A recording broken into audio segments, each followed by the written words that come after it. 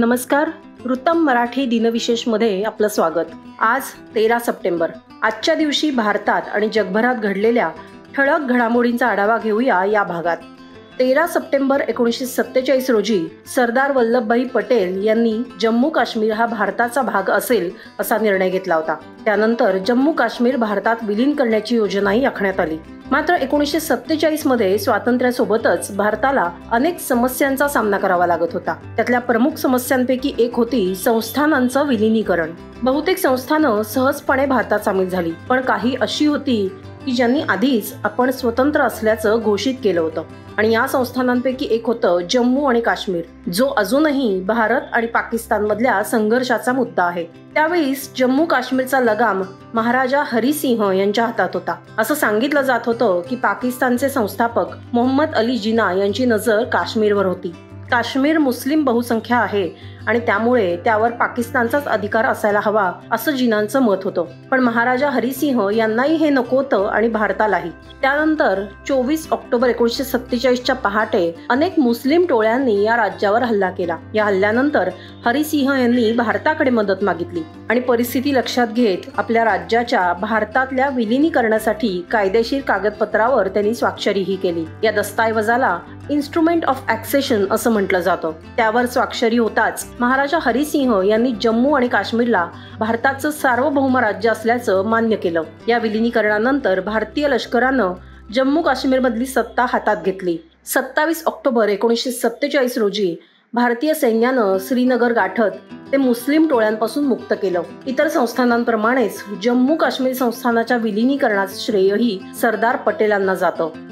13 September 1948 रोजी सरदार वल्लभभाई पटेल यांनी हैदराबादला सैन्य पाठवण्याचे आदेश दिले होते, जेणेकरून हैदराबाद राज्याचं भारतात विलिनीकरण सुनिश्चित करता येईल. ही घटना ऑपरेशन पोलो म्हणून ओळखली जाते. भारताच्या स्वातंत्र्याच्या वेळी हैदराबाद हे एक प्रमुख संस्थान होतं, ज्याच्या निजाम उस्मान अली खाननं भारतात विलीन होण्यास विरोध केला होता.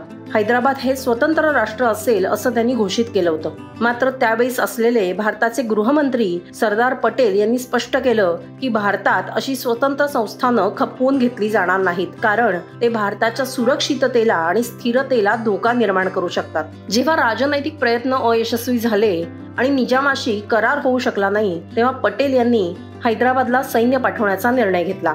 13 सप्टेंबर 1948 रोजी भारतीय सैन्य हैदराबादमध्ये घुसलं आणि अवघ्या 3 दिवसात भारतीय सैन्यानं हैदराबादवर ताबा मिळवला. या मोहिमेनंतर निजामाला शरणागती पत्करावी लागली आणि हैदराबाद 17 सप्टेंबर 1948 रोजी भारतात विलीन झालं. जतींद्रनाथ दास यांचं 13 सप्टेंबर 1929 रोजी निधन झालं. ते भारतातील महान क्रांतिकारकांपैकी एक होते.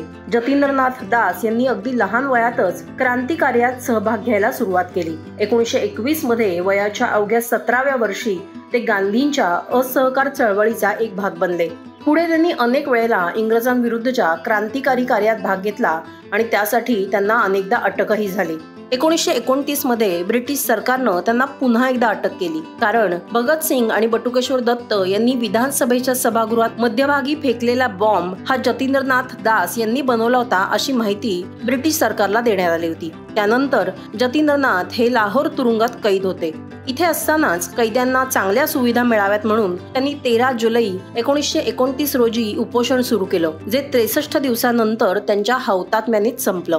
13 सप्टेंबर 1946 रोजी मेजर रामास्वामी परमेश्वरन यांचा जन्म तत्कालीन मुंबईत झाला होता. ते भारतीय लष्करातले एक शूर अधिकारी होते. श्रीलंकेच्या गृहयुद्धात त्यांनी दाखवलेल्या शौर्याबद्दल भारताचा सर्वोच्च पुरस्कार परमवीर चक्र प्रदान करण्यात आला होता. 25 नोव्हेंबर 1987 रोजी श्रीलंकेतल्या ऑपरेशनच्या दरम्यान मेजर परमेश्वरन यांच्या तुकडीवर बंडखोरांनी हल्ला केला. त्यानंतर लगेचच परिस्थितीचा आढावा घेत एक धाडसी हालचाल करत मेजर परमेश्वरन यांनी या बंडखोरांवर पलटवार केला. या दरम्यान त्यांनी एका दहशतवाद्याकडून रायफल हिसकावून घेत त्याला ठार केलं.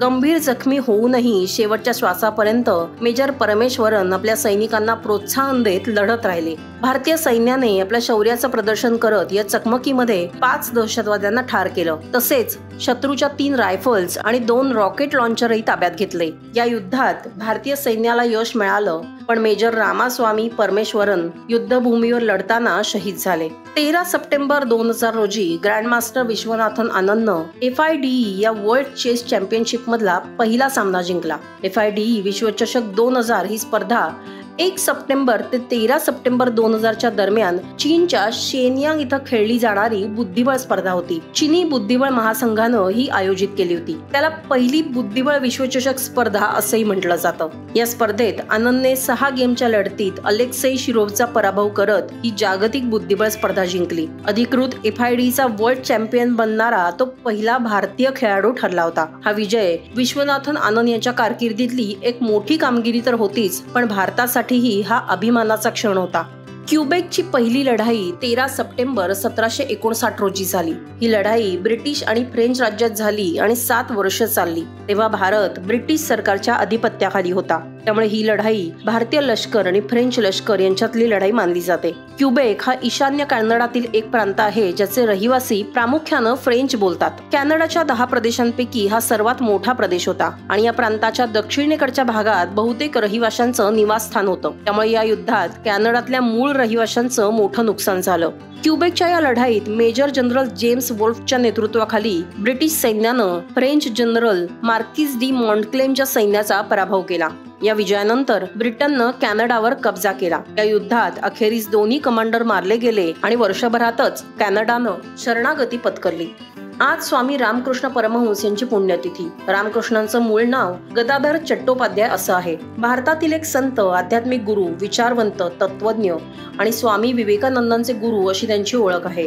रामकृष्ण परमहंस यांचा जन्म 18 फेब्रुवारी 1836 रोजी पश्चिम बंगालमधल्या कमरपुकुर गावात झाला. त्यांच्या वडिलांचं नाव होतं खुदीराम, तर आईचं नाव होतं चंद्रमणी देवी.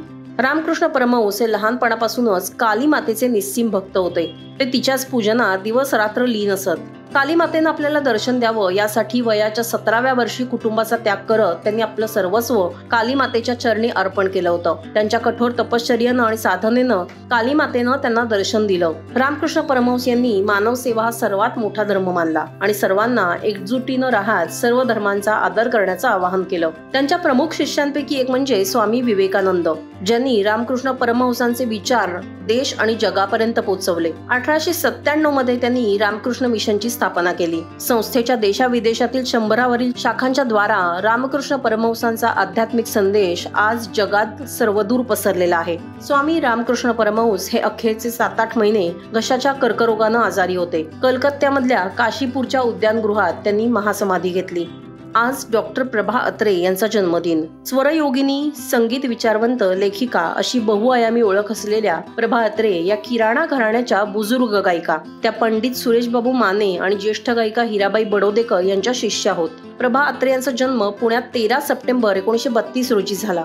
भारतीय शास्त्रीय संगीत जागतिक स्तरावर लोकप्रिय करण्यात प्रभा अत्रे यांनी महत्त्वाची भूमिका बजावली. त्यांचं संगीताच्या विविध शैलींवर प्रभुत्व होतं. तसंच ख्याल, ठुमरी, दादरा, गझल यासारख्या विविध गायन प्रकारात त्यांचं नैपुण्य होतं. केंद्र सरकारनं त्यांना संगीत क्षेत्रातील योगदानाबद्दल 1990 मध्ये पद्मश्री तर 2002 मध्ये पद्मभूषण पुरस्कारानं सन्मानित केलं होतं. तसेच नुकताच 2022 मध्ये त्यांना पद्मविभूषण हाही सन्मान प्रदान करण्यात आला होता. प्रभा अत्रे यांची संगीतावरील अनेक पुस्तकं प्रसिद्ध आहेत. डॉक्टर प्रभा अत्रे यांचं 13 जानेवारी 2024 रोजी वयाच्या 92व्या वर्षी हृदयविकारानं पुण्यात निधन झालं. तर हे होते आजचे दिनविशेष. हा व्हिडिओ तुम्हाला आवडला असेल तर लाईक करा, शेअर करा आणि तुमचा अभिप्राय या व्हिडिओ खाली कमेंट करून आम्हाला नक्की कळवा.